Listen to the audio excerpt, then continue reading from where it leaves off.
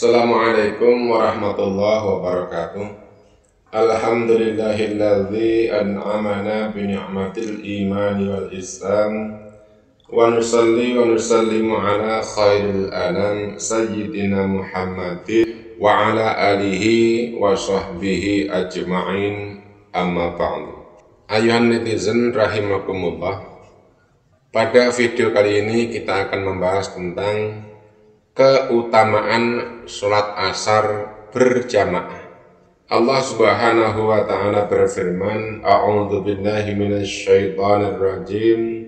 Hafidzu 'alas sholawati was sholatil wusta wa qumu lillahi qanitin.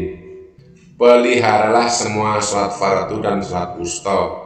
Berdirilah karena Allah dalam sholat dengan khusyuk. Menurut pendapat yang masyhur, sholat wusta adalah sholat asar. Al-Quran surah Al-Baqarah ayat 238.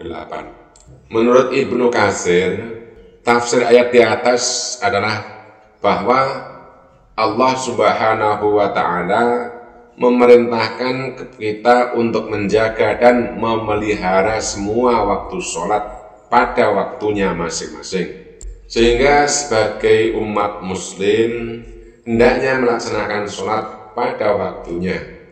Kemudian yang dimaksud sholat wusta pada ayat di atas adalah sholat asar. Itu menurut sebagian besar ulama. Meskipun ada beberapa ulama yang mengatakan bahwa sholat wusta adalah sholat subuh, ada juga yang berpendapat sholat wusta itu adalah sholat zuhur. Namun At-Tirmidzi dan Al-Baghawi mengatakan itu adalah pendapat terbanyak dari dari ulama kalangan sahabat dan lainnya. Sementara Al-Qadhi Al-Mawardi mengatakan bahwa hal tersebut merupakan pendapat mayoritas tabi'in. Keutamaan sholat asar memang banyak, apalagi jika dilakukan di awal waktu. Seorang ulama pernah menyuruh untuk melaksanakan sholat asar di awal waktu. Mengapa? Karena pada akhir waktu sholat asar, ini alasannya, malaikat siang akan berpindah dari bumi ke langit dengan membawa catatan amal-amal manusia. Maka jika sholat asar dikerjakan pada akhir waktu, ada kemungkinan catatan amalan itu tidak akan sampai ke langit atau tidak terbawa. Sehingga untuk itu dilipat gandakanlah pahala bagi siapa yang mengerjakannya, khususnya mengerjakan di awal waktu. Berikut ini adalah keutamaan sholat asar berjamaah.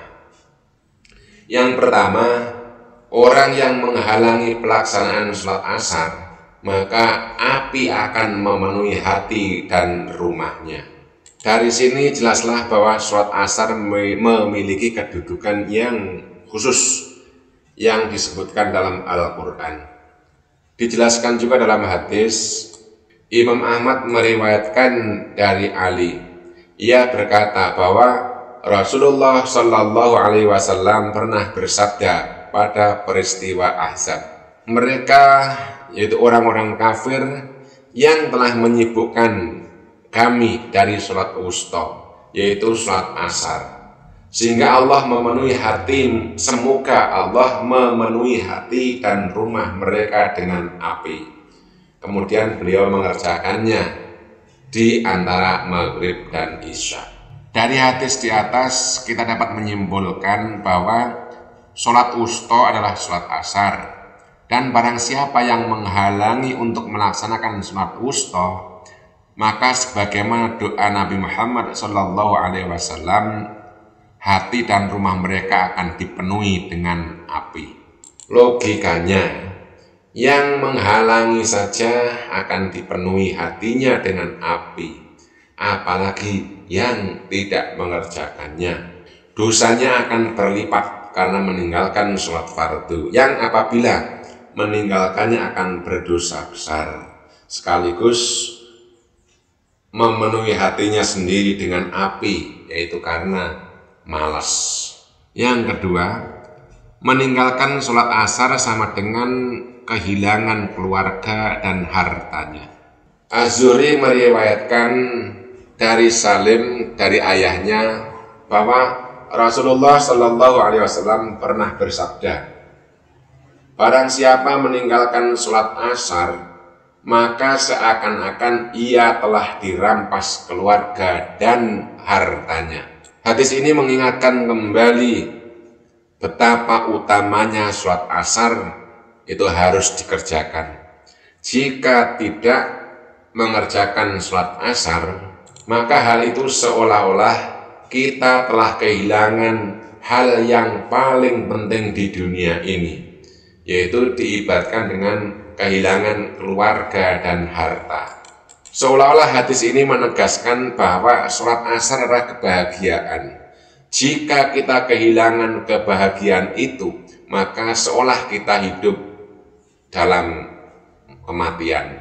Yang ketiga, meninggalkan sholat asar maka terhapuslah semua amalannya. Hadis dari Buraidah bin Al-Hasib dari Nabi Muhammad SAW bersabda, segerakan sholat asar pada hari yang penuh mendung, karena barang siapa meninggalkan sholat asar maka terhapuslah semua amalannya. Dari hadis di atas jelaslah bahwa sholat asar merupakan sholat yang diutamakan untuk mengerjakannya. Jika meninggalkannya, semua amalan kita akan terhapus. Maksudnya yaitu semua amalan baik yang telah kita kerjakan, baik sengaja maupun tidak, dan telah dicatat oleh malaikat, itu akan terhapus. Betapa ruginya jika kita meninggalkan sholat asar. Yang keempat, barang siapa mengerjakan sholat asar maka akan dilipat gandakan pahalanya 2 kali lipat. Imam Ahmad meriwayatkan dari Abu Nadrah Al-Ghifari, ia menceritakan bahwa Rasulullah SAW pernah mengerjakan sholat asar bersama kami di salah satu lembah yang bernama Al-Hamis. Kemudian beliau bersabda, sesungguhnya sholat ini pernah ditawarkan kepada orang-orang sebelum kalian, namun mereka menyia-nyiakannya. Ketahuilah bahwa barang siapa mengerjakannya, maka akan dilipat gandakan pahalanya 2 kali lipat. Dan ketahuilah, tidak ada sholat setelahnya hingga kalian melihat saksi atau matahari tenggelam dan malam mulai gelap. Kemudian Rasulullah SAW juga bersabda, tidak akan masuk neraka seorang pun yang mengerjakan sholat sebelum matahari terbit atau sholat subuh dan sebelum matahari terbenam, yaitu sholat asar. Dari beberapa hadis di atas dapat disimpulkan bahwa sholat asar itu memiliki beberapa keutamaan, yaitu 1. Api akan memenuhi hati dan rumah orang-orang yang menghalangi pelaksanaan sholat asar. 2. Jika tidak melaksanakan sholat asar, maka mereka seolah-olah telah dirampas harta dan keluarganya. 3. Jika meninggalkan sholat asar, maka terhapuslah semua amalannya. 4. Jika melaksanakannya, maka akan dilipat gandakan pahalanya. Yang kelima, jika melaksanakannya, maka mereka tidak akan masuk neraka. Nah, telah kita ketahui bahwasannya sholat asar memiliki banyak sekali keutamaan bagi yang melaksanakannya tentunya. Maka pertanyaan muncul, bagaimana jika melaksanakannya dengan berjamaah? Nah, telah kita ketahui bahwasannya sholat asar memiliki banyak sekali keutamaan bagi yang melaksanakan tentunya. Maka pertanyaannya yang muncul, bagaimana jika kita melaksanakannya dengan berjamaah? Tentu sungguh akan luar biasa apa yang kita dapatkan. Sebagaimana dalam hadis Rasulullah SAW bersabda, sholatul jamaati afdalu min sholatil fadhi bisab'in wa ishrina darajatan. Sholat jamaah itu lebih utama dari sholat sendirian 27 derajat.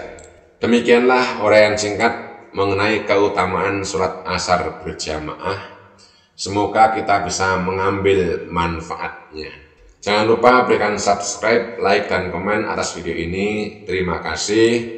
Allahumma hdina hadas sabil. Wassalamualaikum warahmatullahi wabarakatuh.